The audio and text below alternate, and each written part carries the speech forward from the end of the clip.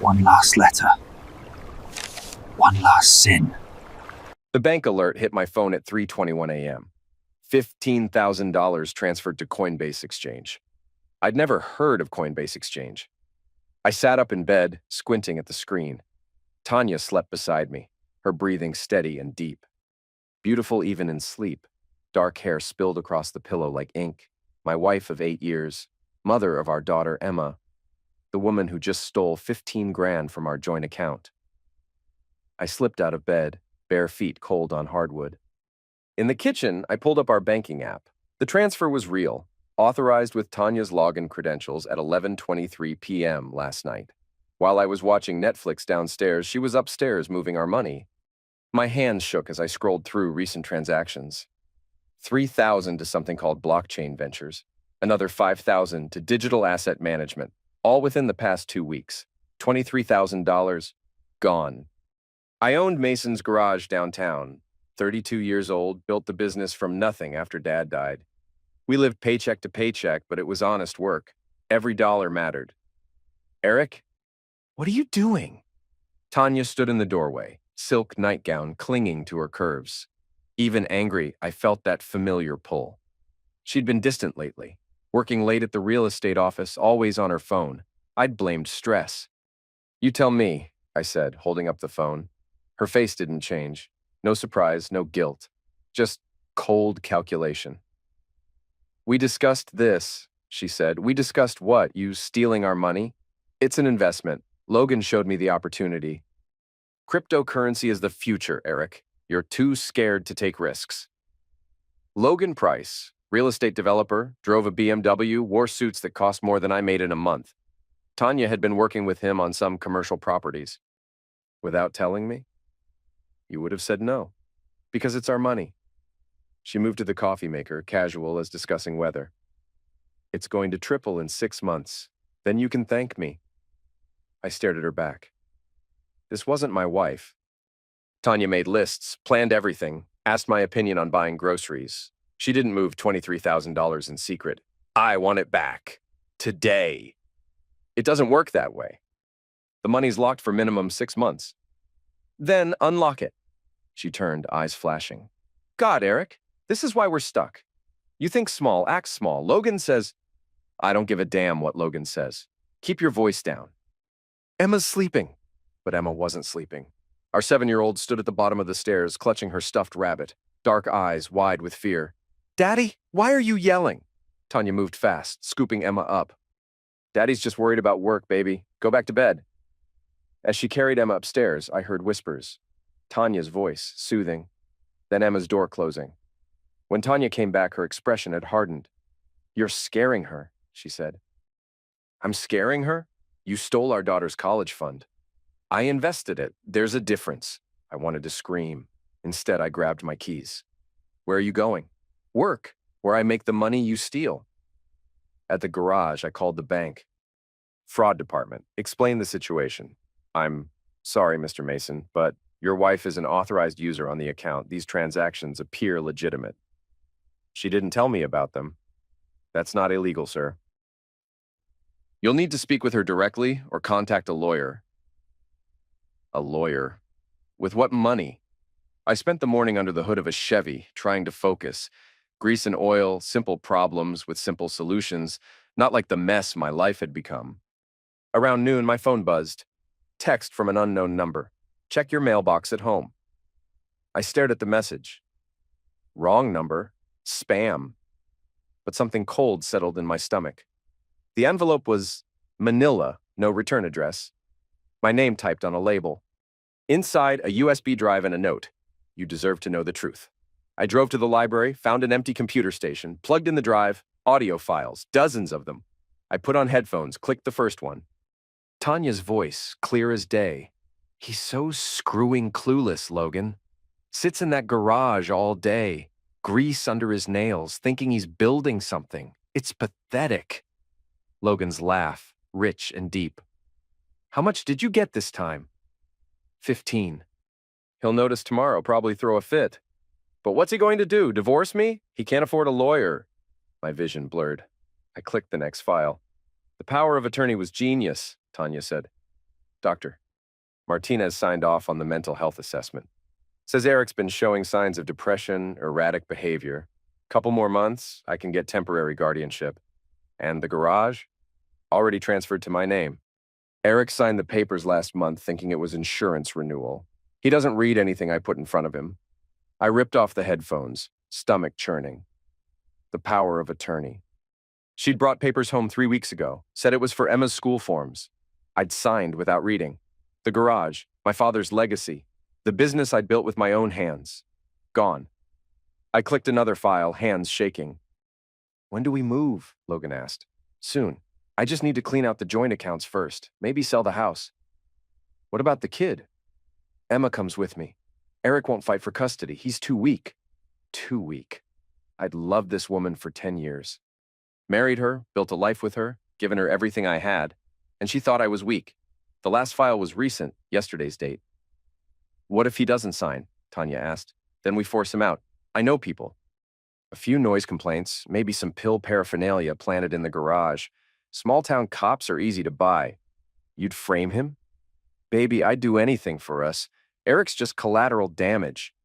I sat there for 20 minutes, staring at the screen. Cars passed outside the library windows. Normal people living normal lives, not knowing their world could collapse in 37 audio files. Someone had recorded these conversations. Someone who knew about the betrayal and wanted me to know too. Who? I copied the files to my phone, wiped the USB clean. At home, Tanya was in the kitchen making dinner. Emma sat at the table doing homework. How was work? Tanya asked, not looking up from the stove. Fine, she glanced at me, frowning. You look pale. Everything okay? I wanted to confront her, scream about the recordings, demand answers. But something held me back. Maybe it was Logan's voice talking about framing me. Maybe it was Emma at the table, pencil in hand, innocent. Or maybe for the first time in my life, I was thinking like a chess player instead of a pawn. Just tired, I said. That night, Tanya rolled toward me in bed, hand sliding across my chest. I'm sorry about this morning, she whispered. The investment thing, I should have talked to you first. Her touch felt like ice. It's okay. I love you, Eric. You know that, right? I stared at the ceiling. I know. But I didn't know anything anymore. Friday morning, I called in sick to work. Drove to the county courthouse, pulled property records. The garage was listed under Tanya's name, transfer dated 3 weeks ago. My signature on the documents, witnessed and notarized. At the bank, I tried to access our business account. Frozen. Tanya had claimed financial authority due to my unstable mental condition. Dr. Martinez's assessment was already on file. I sat in my truck outside the bank, watching people come and go. Normal Friday afternoon. Nobody knew Eric Mason's life had just ended. My phone rang. Tanya. Where are you? She asked. Emma's school called. You were supposed to pick her up. Shit, I'd forgotten. I'll get her now. Are you drinking? What? You sound strange. And you called in sick, but you're not home. I had errands. Silence. Then, we need to talk when you get home. Emma was waiting with her teacher when I arrived, backpack slung over her shoulder. She ran to me, all smiles. Daddy, Mrs. Peterson says we're doing science fair next month. Can we make a volcano? Sure, sweetheart. In the rearview mirror, I watched her chatter about school, homework, friends. She had no idea her mother was planning to steal her away from me. At home, Tanya was in the living room with a man I didn't recognize. Suit, briefcase, the look of someone who charged by the hour. Eric, this is Dave Sullivan. He's a lawyer. Sullivan stood, extending his hand. Mr. Mason. Your wife asked me to speak with you about some concerns. I didn't shake his hand. What concerns? Please, sit down. I'll stand. Tanya moved closer to Sullivan like she needed protection. From me. Her husband of 8 years who'd never raised his voice until yesterday. Eric, Sullivan said, your wife is worried about your mental state. The drinking, the erratic behavior, missing work. I'm not drinking. The shouting matches, scaring your daughter, I never shouted at Emma. And now there's evidence of financial irresponsibility. Attempting to withdraw large sums without consultation. It's my money, Sullivan's eyebrows raised. See, this anger, Mr. Mason, it's exactly what your wife described. I looked at Tanya. She was crying. Actually crying, tears streaming down her face. I'm scared, Eric, she whispered. You're not yourself. The things you say, the way you look at me. Emma asked why Daddy seems angry all the time. She was good, better than good. If I didn't know about the recordings, I might have believed her myself. I think it's best if you stay somewhere else for a while, Sullivan said. Until you get help. This is my house. Actually, it's not. Sullivan opened his briefcase, pulled out papers. Mrs. Mason filed for a temporary restraining order this morning. You have 24 hours to collect your belongings and vacate the premises. I stared at the documents. Legal seal, judge's signature, all official. On what grounds? Domestic disturbance, Mrs. Mason has witnesses who will testify to your aggressive behavior, verbal misuse, threats of violence. I never threatened anyone. Mrs. Henderson next door heard you screaming at your wife Wednesday night. Mr. Garcia across the street saw you storm out of the house Thursday morning, slamming doors, driving recklessly. More lies. But they sounded believable. Small details that painted a picture of an unstable man. Emma appeared in the doorway, still in her school clothes. Daddy, are you leaving? The words hit like physical blows. Tanya moved quickly, pulling Emma away. Daddy's going to stay with Uncle Mike for a while, baby. Until he feels better. Are you sick, Daddy? I knelt down, looked into those dark eyes, so much like mine. I'm fine, sweetheart. This is just grown-up stuff. I'll see you real soon, okay? She hugged me tight. Over her head, I saw Tanya watching. No emotion on her face now. Cold as winter. I packed a bag, basic clothes, toiletries, my father's watch. Everything else I'd built over 32 years stayed behind. As I loaded the truck, neighbors watched from their windows. Word would spread fast. Eric Mason, the garage owner, finally cracked. Wife had to get a restraining order. Poor woman. Poor child. Sullivan handed me a card as I climbed into the truck. There are programs, Mr. Mason. Anger management, obsession counseling. Your wife isn't unreasonable. Show some progress and maybe we can work something out. I drove to my cousin Mike's place in Idaho. 10 hours of highway, mountains, and silence. Mike lived alone on 40 acres, worked construction, asked no questions. Stay as long as you need, he said, cracking 2 beers on his porch. For 10 days, I didn't speak to anyone. Helped Mike repair his barn, fixed his tractor, worked until my hands bled. Thinking. On the 11th day, I shaved my beard, cut my hair short, drove back to town. I looked different, lean, focused, empty. Maz Gutierrez was drinking alone at Murphy's bar when I found her. Late 30s, sharp suit wrinkled from the day, expensive heels kicked off under the table. She looked up when I approached, recognition flickering. Eric Mason. Heard you got kicked out of your own house. Small town. Everyone knew everyone's business. Mind if I sit? She gestured to the empty chair. Free country. Mostly. I'd seen Maz around town, knew she worked for Logan Price's development company. Smart woman, handled contracts and financing. Tonight she looked like someone who'd had a very bad day. You okay? I asked. She laughed, bitter. Got fired today. After 3 years of making that a-hole rich, he canned me over a personality conflict. Logan? The one and only. Apparently asking questions about missing invoices is bad for morale. I signaled the bartender for 2 more drinks. What kind of questions? Maz studied me. Why do you care? Let's just say Logan and I have mutual interests. She was quiet for a long moment, then pulled out her phone. Showed me a photo of a bank statement. Luxury Properties LLC. Logan's shell company. $3 million in deposits over 6 months, all from private investors. Problem is, I can't find any actual properties being developed. Where's the money going? Cryptocurrency exchanges, digital asset management. High-risk speculation. She took a long drink. And personal expenses. New BMW, vacation in Costa Rica, that fancy apartment downtown. My pulse quickened. He's using investor money for personal spending? Fraud. Plain and simple. But I made the mistake of putting it in writing, emailing Logan about irregularities. So he fired me before I could report it. Do you still have the records? Every invoice, every email, every bank transfer? She smiled grimly. Logan never was good with computers. Left everything on the shared drive. I leaned forward. What would it take for you to share those records? Depends. What's your angle? Logan's been screwing my wife. Used her to steal my business, my house, my kid. I want to return the favor. Maz's eyes lit up. Now that sounds interesting. We moved to a booth in the back, away from other drinkers. Maz pulled out a laptop, showed me files that made my head spin. Forged documents, manipulated contracts, investor funds diverted to personal accounts. Here's the beautiful part, she said, opening another folder. Logan's been promising investors a luxury apartment complex. Broke ground last month, big ceremony. But the permits are fake. Fake how? City planning never approved the project. Environmental impact study was never completed. The whole thing's illegal. Soon as inspectors show up, it all falls apart. When? Should have been weeks ago. But Logan's been bribing someone in the city office to delay inspections. She showed me text messages between Logan and someone called DQ, Detective Quinley, Logan's inside man in the police department. Quinley's been covering for him. Delayed the fraud investigation, buried noise complaints about construction violations. I thought about the audio recordings, Logan talking about buying cops. It was all connected. I need those files, I said. What's in it for me? Revenge. And maybe a new job when this is over. She smiled. I like the way you think, Eric Mason.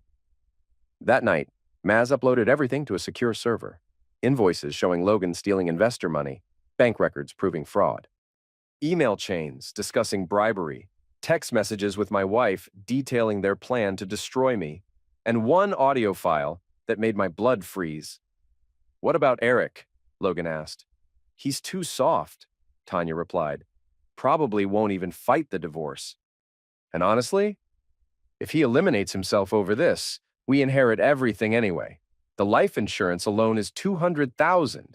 If he eliminates himself, they were counting on me to break, expecting me to give up, maybe even hoping I'd do their work for them. Instead, I was going to teach them what soft really looked like. Monday morning, I opened a new business account at First National, 3 towns over. Transferred the remaining funds from Mason's garage into a trust managed by Mike's lawyer friend in Idaho. Legally bulletproof, beyond Tanya's reach. Next stop, county courthouse. Filed a motion to reverse the power of attorney based on fraudulent mental health documentation. Dr. Martinez had never actually examined me. His assessment was based entirely on Tanya's statements. At the police station, I submitted a formal complaint for bank fraud, identity theft, and forgery. Detective Morrison took my statement, promised to investigate. What about Detective Quinley? I asked. He's been handling my wife's case. Morrison frowned. Quinley's been out sick, family emergency. Convenient. That afternoon, I met with Sarah Chen, a young attorney who specialized in family law. Showed her the audio recordings, the financial documents, the property transfers. This is extensive fraud, she said.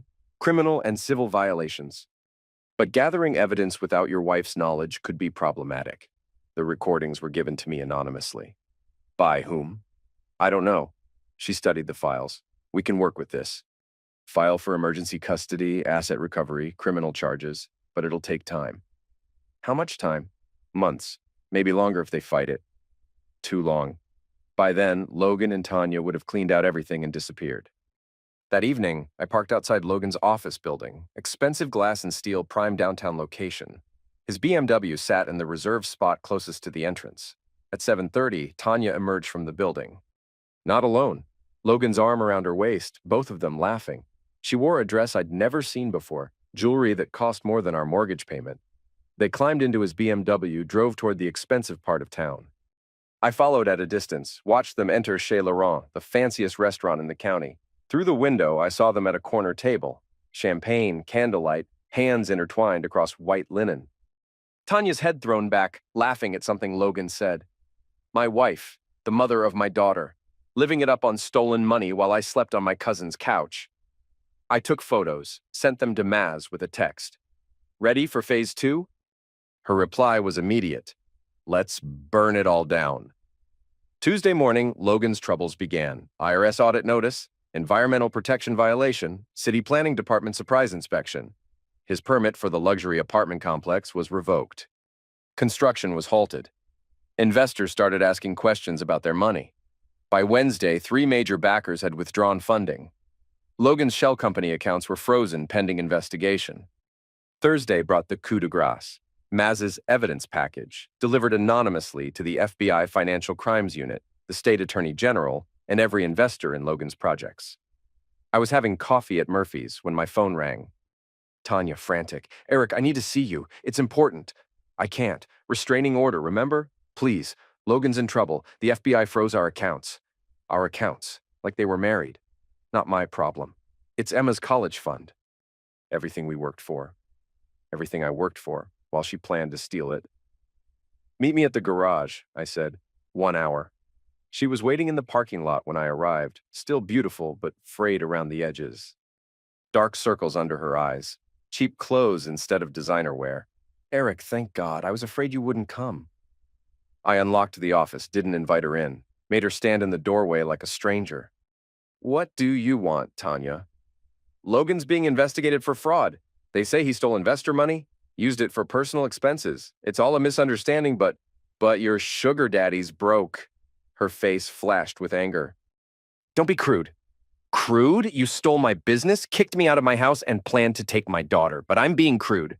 I have recordings, Tanya. Every conversation, every plan.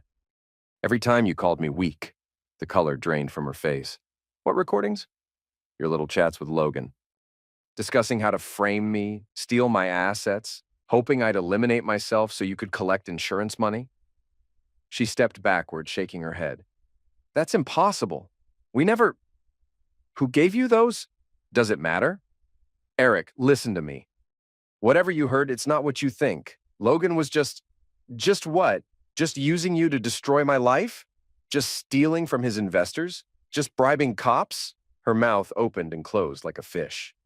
For 8 years, Tanya had been the smart one, the planner, the one who thought 3 moves ahead. Now she looked lost. I need money, she said finally. Just enough to get back on my feet. Emma's fine. She's staying with your sister while Mommy figures out her life. You called Janet? I called everyone. Your parents, your sister, your boss, told them exactly what kind of person you are. You fool. Weak, remember? That's what you called me. Too soft to fight back. I stepped closer, close enough to smell her perfume, the same scent she'd worn on our wedding day. Here's what's going to happen, I said quietly. You're going to sign over custody of Emma. You're going to admit to fraud and forgery. And you're going to disappear from our lives forever. Or what? Or I release everything to the media. Audio recordings, financial documents, photos of you and Logan spending stolen money. Every dirty detail of your little scheme. She was crying now, mascara running down her cheeks. Eric, please. I made mistakes, but I love you. I love Emma. We can fix this. You love Logan's money. You love the idea of being rich. You never loved me. That's not true. I pulled out my phone, played one of the recordings. He's so damn clueless, Logan. Sits in that garage all day, grease under his nails, thinking he's building something. It's pathetic, her own voice, clear and cruel. You have 24 hours, I said. Sign the papers, or face the consequences. I walked away, left her standing in the parking lot. In my rearview mirror, I saw her collapse against her car, shoulders shaking, but I felt nothing. The man who'd loved her was gone, replaced by someone harder, someone who understood that soft got you destroyed. Logan's investor party was scheduled for Saturday night at the Grand Ballroom downtown. Luxury Properties presents The Future of Development, according to the invitation Maz showed me. Damage control. Logan was trying to convince his remaining backers that the FBI investigation was just a misunderstanding, that their money was safe, their investments secure. He had no idea what was coming. I spent Friday preparing. Haircut, new suit, rehearsing my role. Tonight, I wouldn't be angry or emotional, just a concerned investor asking uncomfortable questions. Maz handled the technical details. She'd worked enough of Logan's events to know the setup: wireless presentation system, multiple screens, live stream for remote investors. Security's minimal, she said. Logan's too cheap for real protection. Just one guy at the door checking names. What about the live stream? Handled. I still have admin access to their social media accounts. Logan never bothered changing passwords after he fired me. Sloppy. Saturday evening, the Grand Ballroom buzzed with nervous energy. 50 investors, mostly older couples who'd trusted Logan with their retirement savings. They wore their best clothes, put on brave faces, but fear showed in their eyes. Logan worked the room like a politician, all smiles and firm handshakes. He'd lost weight, looked strained, but still projected confidence. Tanya stood beside him in a red dress that probably cost more than most people's rent. They looked like a power couple, beautiful, successful, untouchable. I entered during the cocktail hour, took a position near the back. Logan saw me immediately, his smile faltering for just a moment before recovering. "Ladies and gentlemen," he announced, moving to the podium, "thank you for joining us tonight. I know recent events have raised concerns, and I want to address them directly." Behind him, presentation screens showed architectural renderings of the luxury apartment complex, computer-generated images of a gleaming tower that would never exist. "The allegations against luxury properties are completely unfounded," Logan continued. "Our books are open, our projects are legitimate, and our commitment to investors remains absolute." Polite applause. The audience wanted to believe him. These were people who'd worked their whole lives, saved every penny, trusted Logan with their futures. "Now, I'd like to show you exactly where your investments are going." He clicked a remote, advancing to the next slide. Instead of financial charts, the screens filled with bank statements showing Logan's personal purchases, the BMW, vacation expenses, designer clothes. Confused murmurs rippled through the crowd. Logan clicked frantically, but the presentation had been hijacked. Next slide, audio transcripts of Logan and Tanya discussing investor fraud. Logan, "These idiots will believe anything." "Tell them it's a guaranteed return. They'll throw money at us." Tanya, "What if they find out about the fake permits?" Logan, "By then, we'll be in Costa Rica." The room erupted, investors shouting, demanding explanations. Logan abandoned the podium, but security guards blocked the exits. Not his security, FBI agents who'd been waiting outside. "Ladies and gentlemen, please remain calm," Special Agent Torres announced. "We're executing search warrants related to an ongoing investigation." Chaos, investors screaming about their money. Tanya trying to slip away, but blocked by federal agents. Logan pointing at me across the room, face purple with rage.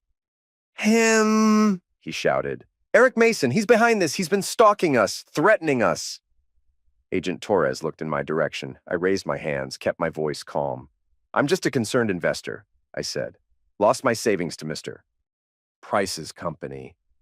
More lies appeared on the screens. Forged documents, bribed officials, every crime Logan had committed over the past 2 years displayed for everyone to see. Mrs. Henderson, an elderly woman who'd invested her late husband's pension, walked up to Logan and slapped him hard across the face. "30 years, my Harold, worked for that money," she said. 30 years. Other investors closed in. Logan backed against the wall, Tanya beside him, both looking trapped. "This is all fake!" Logan yelled. "Doctored evidence! Someone's trying to frame me!" "The FBI doesn't raid fake crimes," Agent Torres said dryly. "Logan Price, you're under arrest for wire fraud, money laundering, and conspiracy." As they cuffed him, Logan's eyes found mine again. Pure hatred. He mouthed something I couldn't hear over the noise, but I could read his lips. "I'll destroy you." Tanya tried to follow as they led Logan away, but Agent Torres stopped her. "Mrs. Mason, isn't it? We'd like to speak with you as well." The ballroom slowly emptied. Investors filing police reports, FBI agents collecting evidence, media crews arriving as word spread. I slipped out through a side exit, drove home to Mike's place in Idaho. On the highway, I listened to news radio covering the story. Prominent developer arrested for fraud, millions in investor money missing, FBI investigation ongoing. By morning, it would be national news. Logan Price, the golden boy of real estate development, exposed as a common thief. And Tanya would realize she'd bet on the wrong horse. 3 days after Logan's arrest, Maz called with bad news. "They made bail," she said. "Logan's family put up their ranch as collateral. He and Tanya are in the wind." "Where?" Last ping from Tanya's phone was near the Canadian border. "They're running." I wasn't surprised.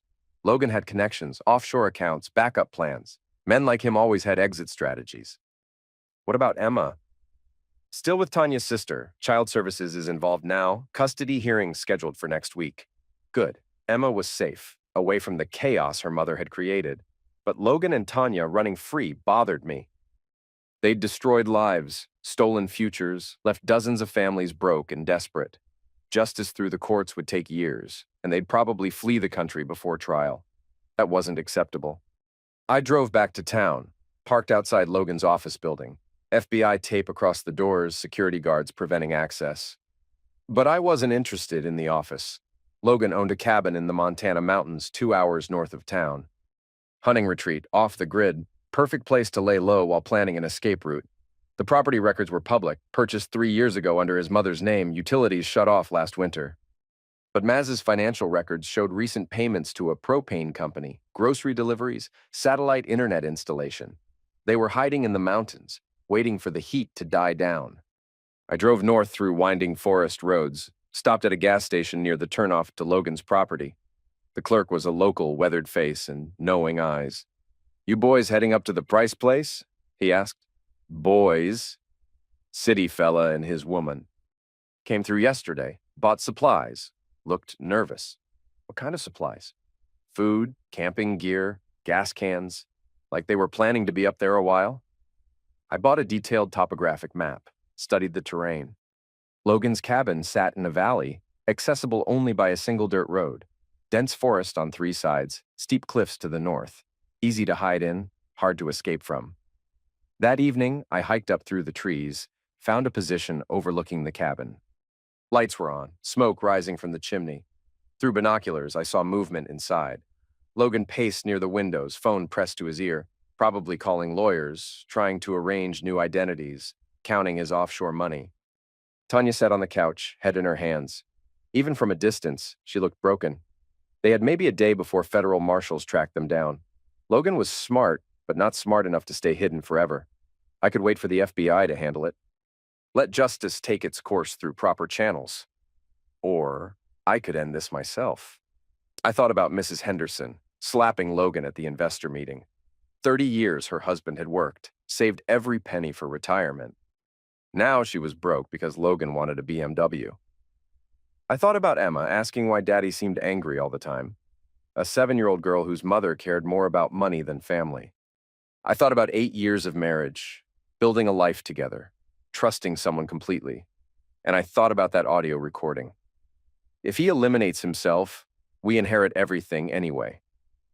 They'd wanted me destroyed.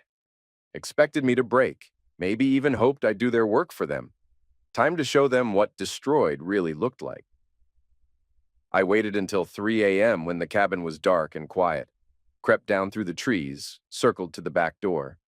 Logan had always been careless with security. His cabin had basic locks, no alarm system. The door opened with a soft click. Inside, embers glowed in the fireplace. Empty wine bottles on the coffee table, scattered papers that looked like travel documents. Logan's escape plan, probably fake passports and offshore account numbers. A noise from the bedroom, footsteps, whispered voices. "Did you hear something?" Tanya asked. "Just the wind. Go back to sleep." I moved through the cabin, noting details. Logan's laptop open on the kitchen table, showing flight schedules to countries with no extradition treaties. Suitcases packed by the door, ready for a quick exit. They really thought they were going to just disappear. "Logan, I'm scared. We're fine. Tomorrow we drive to Seattle, catch the flight to Panama. By Monday, we'll be drinking cocktails on the beach." "What about Emma?" Silence. Then Logan's voice, cold and dismissive. "What about her?" "She's my daughter. She's baggage. Eric will take care of her, collect welfare, whatever. Not our problem. Not our problem." My 7-year-old daughter was baggage. I stepped into the bedroom doorway. Logan was pulling on pants, Tanya still in bed wrapped in sheets. "Hello, Logan." He spun around, face going white. Tanya screamed. "Eric! How did you find you? You're not as smart as you think." Logan backed toward the window, hands raised. "Look, man, we can work this out. The money, the garage, everything. We'll give it back." "Will you?" "From Panama." His eyes flicked to the laptop, then back to me. "You don't understand. The FBI, they're coming for us. We have to run. Because you're criminals. Because we're scapegoats. The whole system is corrupt, Eric.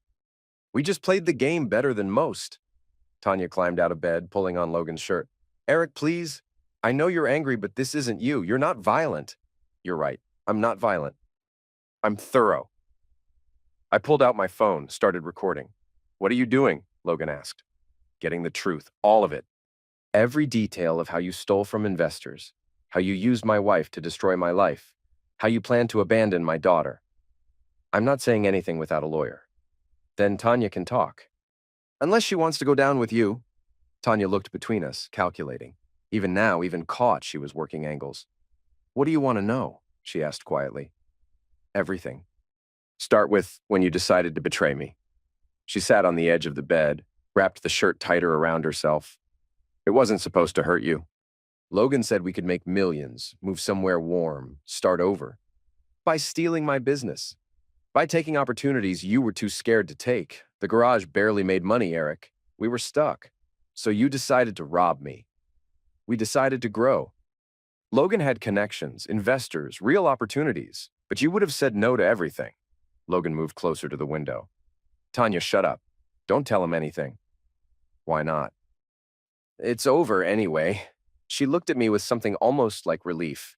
Yes, we planned it. The power of attorney, the mental health assessment, transferring the garage. Logan needed legitimate businesses to launder investor money. And the restraining order? To get you out of the house before you figured it out, Doctor. Martinez never examined you. Logan paid him to sign whatever we needed. I kept recording, let her talk. 8 years of marriage, and she was confessing to destroying my life like discussing grocery lists. What about Emma? She was supposed to come with us. Logan promised we'd send for her once we were settled. He just called her baggage. Tanya's face crumpled. He didn't mean it. The stress, the investigation.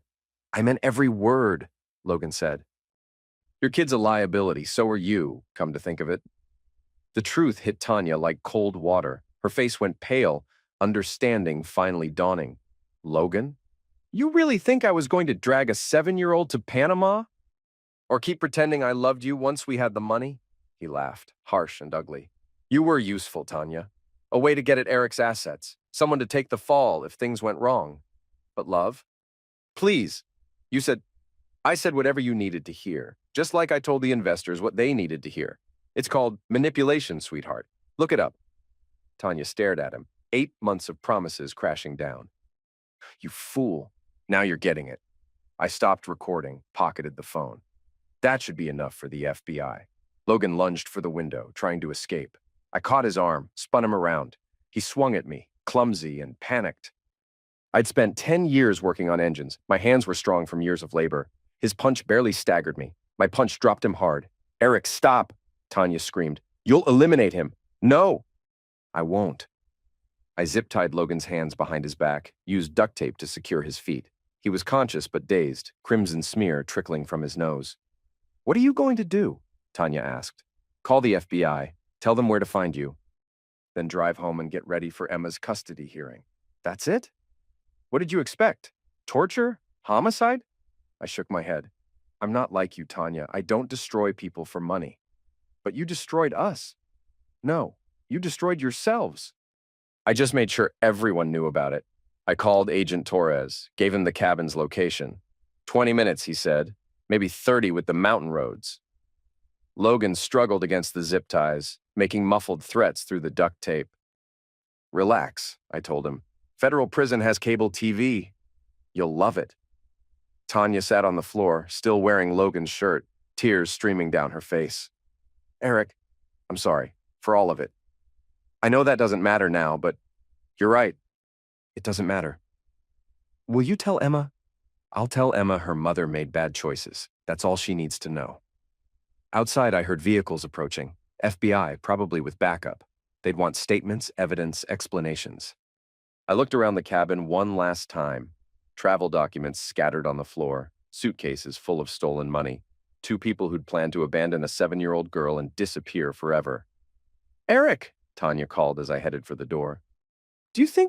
Could you ever forgive me? I stopped, considered the question. 8 years of marriage, a daughter we'd made together, all the good times before greed poisoned everything. No, I said. I don't think I could.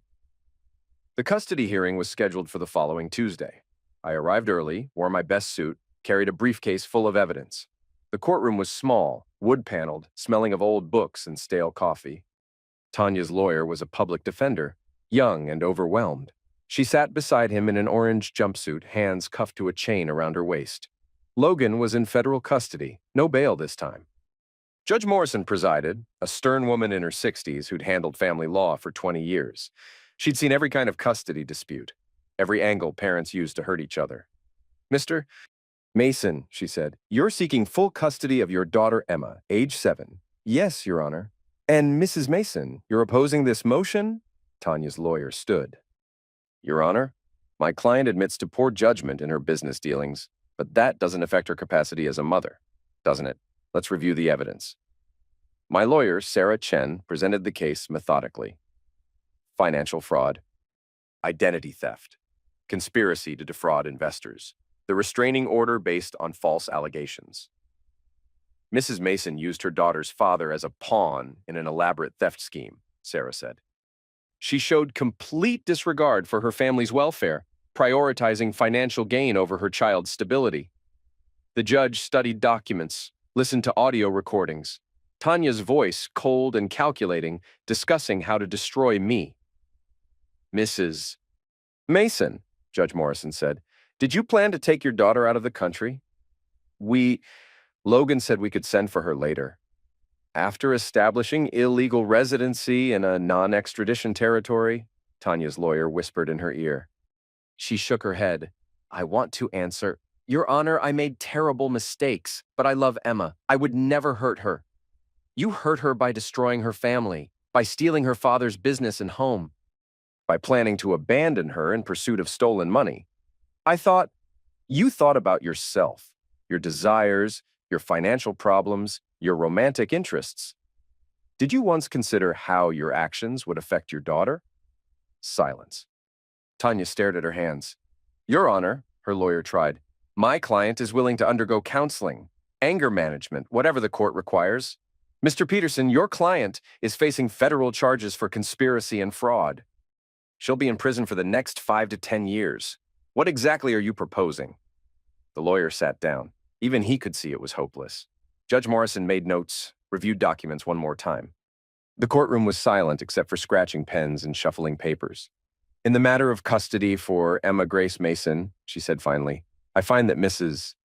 Mason has demonstrated a pattern of deception, financial irresponsibility, and disregard for her family's welfare. She planned to relocate the child to a foreign country without the father's consent in connection with criminal activity. Tanya started crying again, quiet tears that didn't move anyone. Full physical and legal custody is awarded to Eric Mason. Mrs. Mason's parental rights are suspended pending resolution of criminal charges. No visitation until further order of the court. The gavel came down with finality. Outside the courthouse, reporters waited. The story had grown beyond local news. Federal fraud case, millions stolen, family destroyed. They wanted statements, explanations, human interest angles. Mr. Mason, how does it feel to have your daughter back? Like justice, I said. Will you be seeking damages from your ex-wife? The law will handle that. Any message for other families affected by Logan Price's fraud? Trust, but verify. And if something seems too good to be true, it probably is. I drove to Tanya's sister's house, where Emma was waiting. She ran to me, threw her arms around my waist. Daddy, Janet says I get to come home now. That's right, sweetheart. Just you and me. What about Mommy? Mommy has to go away for a while, but we'll be fine. And we would be. The garage was mine again. The house was cleared of liens. Emma was safe. I'd rebuilt everything they'd tried to destroy. That evening, Emma and I made dinner together in our kitchen. She chattered about school, friends, the science fair project we'd never finished. Normal 7-year-old concerns. Daddy, why did Mommy have to go away? I considered my answer carefully. Emma would learn the truth eventually, but not tonight. Not from me. Sometimes grown-ups make bad choices, I said, and there are consequences. Will she come back? I don't know, baby. But we're going to be okay either way. She nodded, satisfied with that answer. Children were resilient, able to adapt when the world shifted beneath them. Later, after Emma was asleep, I sat in my home office going through paperwork. Insurance claims, legal fees, business expenses, the practical aftermath of betrayal. My phone rang. Unknown number. Eric Mason? Who's this? Agent Torres, FBI. Thought you'd want to know. Logan Price was found dead in his cell this morning. I set down my pen. How? Self-destruction. Hanged himself with bedsheets. Left a note confessing to everything. What about Tanya? She'll testify for the prosecution now. Probably get a reduced sentence, maybe 3 to 5 years instead of 10. After Torres hung up, I poured a glass of whiskey, sat on the back porch, looking at stars. Logan was dead. Tanya was going to prison. The investors would get some of their money back, though not all. Justice of a sort. But it felt hollow. Logan had taken the easy way out, escaped the consequences of his choices. Tanya would serve her time, get out eventually, maybe even rebuild her life, while dozens of families would never recover their savings. Mrs. Henderson would spend her golden years in poverty because Logan wanted a BMW. That was the real tragedy. Not Logan's passing or Tanya's imprisonment, but the innocent people they'd destroyed along the way. 3 months later, I was rebuilding the garage when Maz stopped by. She'd started her own consulting firm, helping fraud sufferers recover assets. Business was good. "You heard about Tanya?" she asked. "What about her? Psychiatric evaluation. Says she's having a breakdown. Can't handle prison." I kept working on the engine in front of me, didn't look up. "Not my problem." "She's been asking for you. Wants to see Emma." Judge said no visitation. "She's appealing. Says she's rehabilitated, wants to be a mother again." Now I looked up. 3 months and she's rehabilitated? Prison therapist thinks she's genuinely remorseful, might recommend supervised visits. I wiped grease from my hands, considered this news. Tanya was smart, manipulative, knew how to play systems. Of course she'd convinced some therapist she was reformed.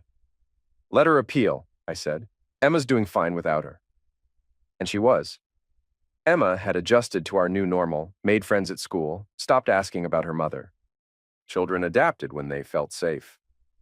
"There's something else," Maz said. "Logan's estate. His family's fighting the restitution order, claiming his assets are separate from the fraud. Can they do that? Lawyers can do anything if you pay them enough. Could tie up sufferer compensation for years.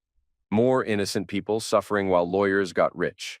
The system protected the wealthy, even dead ones. What would it take to speed things up?" I asked. Evidence that Logan's personal assets came from investor money.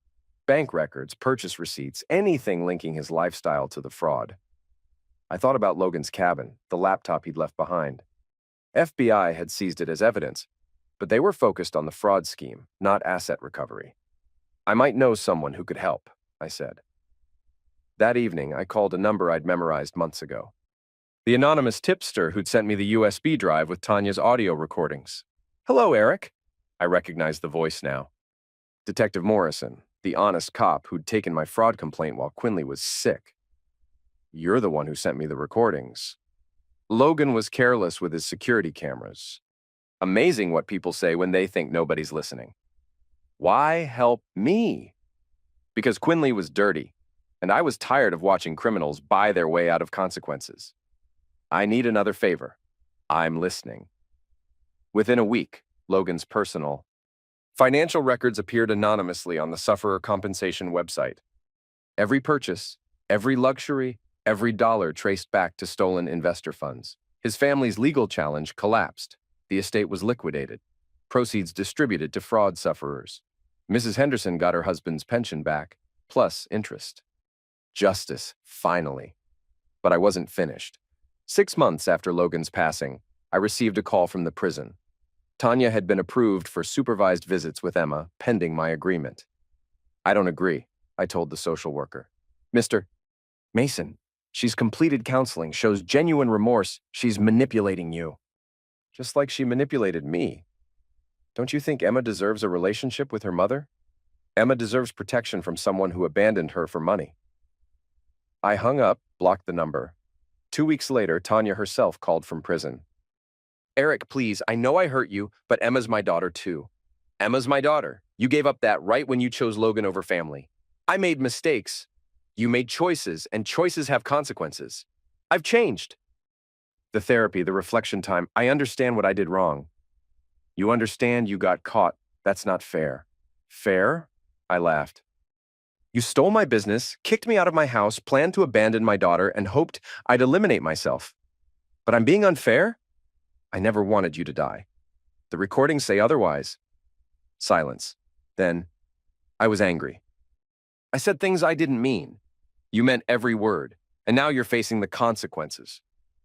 Emma needs her mother. Emma needs stability.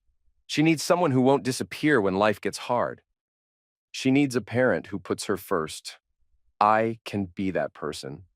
No, You can't, because that's not who you are. I hung up, changed my number. A year later, Emma started second grade. She'd grown taller, more confident, stopped mentioning her mother. We'd established routines, traditions, a life that worked. One evening, as I tucked her into bed, she asked the question I'd been dreading. "Daddy, why doesn't Mommy love us anymore?" I sat on the edge of her bed, chose my words carefully. Mommy made choices that hurt people. Sometimes when grown-ups do wrong things, they have to go away. Will she come back? I don't know, sweetheart. But even if she doesn't, we're going to be okay. You and me, we're a team. She smiled, hugged her stuffed rabbit. I like our team. Me too, baby, me too. 2 years after Tanya's arrest, I was closing the garage when an unfamiliar car pulled into the lot. A woman got out, thin and pale, wearing cheap clothes and uncertain eyes. Tanya, released early for good behavior. "Hello, Eric." I didn't answer, kept locking up. "I know you don't want to see me, but I need to try." For Emma. Emma's at soccer practice. She won't be home until 7. I'm not here to take her. I wanted to explain. Nothing to explain. You chose money over family. End of story. It wasn't about money. Not really. I turned to face her. She looked older, harder, marked by prison in ways that wouldn't heal. Then, what was it about? Fear. Of being ordinary. Of staying in this town forever, watching other people succeed while we struggled. Logan offered escape. "So you destroyed everything we built. I thought I was saving us, giving Emma a better life. You abandoned Emma, called her baggage. That was Logan. You went along with it. Packed your bags, planned to disappear." She was crying now, the same tears that had moved me for 8 years. But they felt different now, calculated, practiced. "I can't change what I did," she said, "but I've served my time. Learned from my mistakes. Don't I deserve a chance to be Emma's mother?" I studied her face, looking for some sign of genuine remorse. But all I saw was the same manipulative woman who'd betrayed me, older and more desperate. "No," I said. "You don't. She's my daughter. Biology doesn't make you a mother. Love does. Sacrifice does. Putting her needs before your own. I can learn. You had 8 years to learn. Instead, you chose betrayal." I climbed into my truck, rolled down the window. Emma's happy now. She has friends, does well in school, feels safe. I won't let you destroy that. "Eric, please." I drove away, left her standing in the parking lot. In my rearview mirror, she looked small and lost, a woman with nowhere to go. But I felt no pity. Tanya had made her choices, followed them to their logical conclusion. Now she could live with the aftermath. That night, I helped Emma with homework, made dinner, read her a story before bed. Normal father-daughter time, peaceful and predictable. "Daddy," she said as I turned off her light, "I love you. I love you too, sweetheart. Forever and always? Forever and always." After she fell asleep, I sat in my office reviewing business accounts. The garage was profitable again, expanding. I'd hired 2 mechanics, was considering a second location, building something real, something that couldn't be stolen or destroyed. My phone rang. Unknown number again. "Eric, it's me, Tanya. I told you." "Just listen, please. I'm not asking for custody or visitation. I know I don't deserve that. But could you at least tell Emma I'm sorry? That I love her?" I thought about it. Emma had stopped asking about her mother, seemed content with our life. Why resurrect painful memories? "No," I said. "She's moved on. You should too." "Where am I supposed to go? I have nothing. No job, no family, no friends. Everyone knows what I did. That's called consequences. I can't live like this. With the guilt, the isolation, everyone staring, whispering behind my back. Then leave town, start over somewhere else. With what money? I lost everything too. You chose Logan over family. Deal with it." I hung up, blocked the number. 3 days later, Maz called with news. "Tanya's gone," she said. "Gone where?" "Nobody knows. Checked out of the halfway house, disappeared. Social worker thinks she might have left the state." Part of me felt relief. Emma wouldn't have to face awkward encounters, wouldn't have to choose between parents. But another part wondered if I'd been too harsh, if second chances existed for people who'd betrayed everything. Then I remembered the audio recordings. Tanya's voice, cold and calculating, planning my destruction. The woman who'd hoped I'd eliminate myself so she could inherit my life insurance. No, some betrayals were unforgivable. 6 months later, Emma turned 9. We had a party in the backyard, invited her whole class. She blew out candles, opened presents, laughed with friends. Best birthday ever, she told me that night. Really? Really? I have everything I want. What about? I started to ask about her mother, then stopped. What, Daddy? Nothing, sweetheart. I'm glad you're happy. Because she was happy. Stable, confident, surrounded by people who loved her. Why complicate that with painful truths about betrayal and abandonment? Emma had adapted to our new reality, found peace in predictability, strength in routine. She didn't need a mother who'd chosen money over family. She needed what she had, a father who put her first. Later that night, after cleaning up party decorations, I found an envelope tucked under my windshield wiper. No return address, my name in familiar handwriting. Inside, a short note. Eric, thank you for protecting Emma. You were right about everything. I'm sorry. T. I stared at the paper for a long time, then crumpled it up and threw it away. The next morning, Detective Morrison called. A body found in the river about 50 miles downstream, he said. Appears to be self-destruction. Thought you should know. How can you be sure it's her? Dental records. Plus, she left a note taking responsibility for the fraud, clearing your name of any lingering suspicions. So it was over. Logan dead by his own hand. Tanya choosing the same path. Two people who destroyed so many lives, finally facing the ultimate consequence of their choices. I should have felt something. Victory, closure, maybe even sadness for the woman I'd once loved. Instead, I felt empty. Hollow. Like the ending of a story that had gone on too long. That evening, Emma and I had dinner at our kitchen table. She told me about school, her friends, a book she was reading, normal conversation between father and daughter. Daddy, you seem sad tonight. Just tired, sweetheart. Are you thinking about Mommy? I looked up, surprised. Emma rarely mentioned Tanya anymore. Why do you ask? Sometimes I think about her. Wonder if she's okay.